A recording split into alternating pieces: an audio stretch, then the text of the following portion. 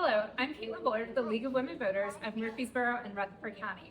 Today we're speaking with Doughtie, the candidate for County Commission District 13 within the Rutherford County community. The League does not support or oppose any candidate or party. Our goal is simply to give voters information to make their own informed choice. Each candidate was invited to respond and will be asked the same amount of questions with the same amount of time. Thanks for joining us today, Brendan. Thank you so much for having me. Absolutely. Start by just telling us, coffee or tea, what is your go-to drink order? I love me a hot tea. I like green tea, hibiscus. I have a whole collection. Okay, great. Sounds good. All right, tell us a little bit about your district and why you decided to run for county commission this year. Yeah, so I'm over on in between Rucker Lane and Franklin Road area down to Scales Elementary. It's a very dense district. It has a lot of apartments and townhomes. I personally rent a townhome in that district. I decided to run for a lot of reasons. Specifically, I felt ignored, and I realized a lot of people feel ignored, and that's what I've learned while door knocking. So. Thank you for telling us that. Tell us about an issue that is important in your district and what your position is on that issue. Well, knocking on these doors, a lot of people mention growth, traffic, the landfill, things of that nature, and affordability is a huge thing. A lot of people can't afford to rent here, and they're being pushed out. I understand how that feels as a 22-year-old renter, so every year it gets more expensive.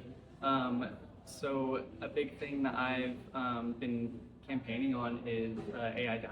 So that's really important to me and a lot of people I've spoken to, and it's a common, no matter what side of the aisle you're on.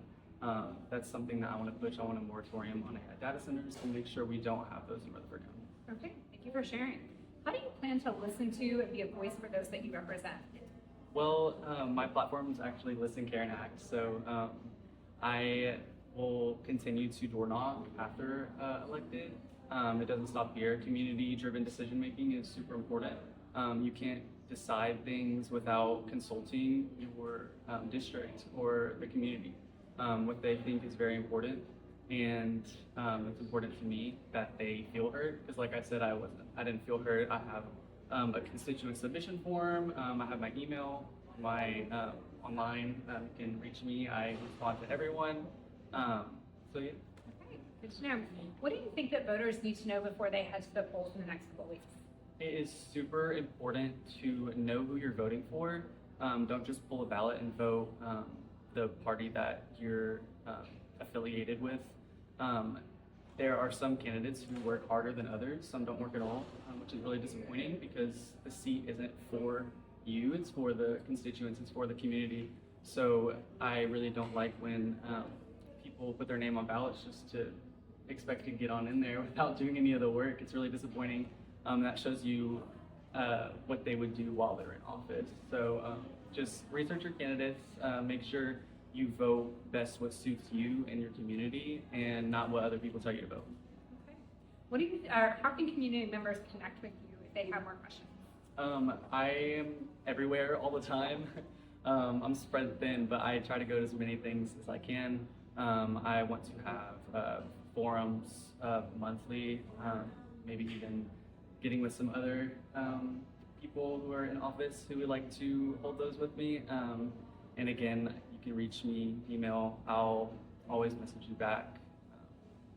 Okay, great. Thank you so much, Brendan, for speaking with the League of Women Voters today. Yes, voters can find more candidate information at the League of Women Voters Murfreesboro Rutherford County website. If you're interested to learn more about the League, including how to join, you can follow us on social media or visit our website.